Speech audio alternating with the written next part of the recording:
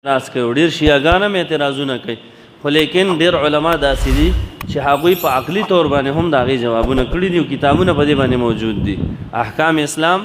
عقل کی نظر نو بهرحالو الله رب العزت خوش قسمتي مونږ له دا راکړه چې الله رب العزت مونږ دې ځای له راورسولو چې مونږ له دا توفیق راکړو چې مونږ الحمدلله ثم الحمدلله قرآن عظیم الشان په تراو کې واورېده دا اورېدلو جدا ثواب د ویلو جدا ثواب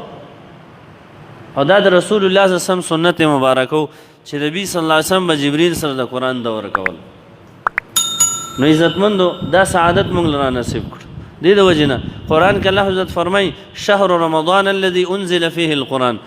رمضان میاشت کومه میاشت ده چې په هغې کې قرآن نازل شوی نو معلومه دا شوه بل ځای کې فرمایي سورې قدر کې انا انزلناه فی لیلة القدر قرآن ما په لیلة القدر کې نازل کړی دې نه دا خبره معلومیږي چې د قرآن او د روجو د میاشتې د رمضان په خپل منځ کې ډېر ګهره تعلق دی د روجې د میاشتې ته الله چې فضیلت ورکړی د قرآن د وجې نه ورکړ او نن مونږ سره ناسو د قرآن عظیم الشان ختم چې کوم دی هغه مونږ وکړو خو که یاد ساتئ د دې دوه څیزونو مونږ خیال وساتل نو انشاءالله چې الله رب العزت به دا زموږ د نجات ذریعه ګرځي یو روژه او دویم چې کوم دی قرآن حدیث کې راځي چې الصیام والقرآن یشفعان للعبد دا دوه قسمه څیزونه دي چې دا نورم شته دي خو د حدیث کې دوه ذکر دي چې دا دوه څیزونه به د انسان لپاره سفارش کوي ګوره خپل عمل چې کوم دی هغه بې فایدې مه ګڼئ معمولي عمل مثقال ذره د ذرې په برابر باندې چې یو نیکي مونږ وکړه هغه ضایع مه ګڼئ ګوره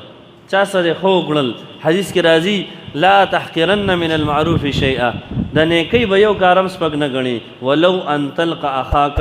بوجه طلیق اگر که ته د یو مسلمان نور سره په ښه اخلاقو میلاو شي ښه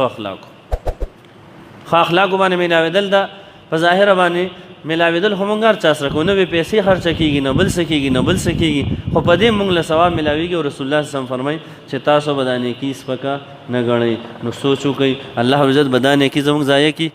نه ضایع کېږي ځکه د الله رب العزت په صفتونو کې شکور دی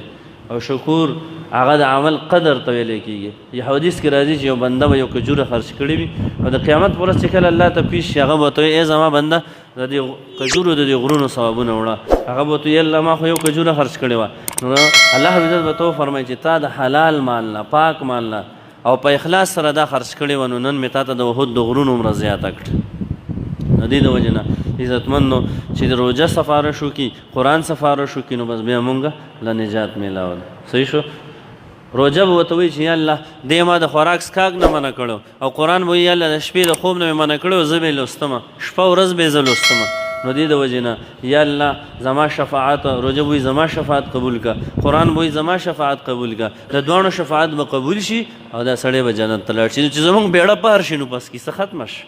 من زحزح عن النار وادخل الجنة فقد فاز عزتمندو دا زموږ ټولې منډې ترړې هغه هم د دې دپاره دي چې الله رب عزت موږ له کامیابي را نصیب کړي په دنیا او آخرت کې موږ له کامیابي را نصیب کړي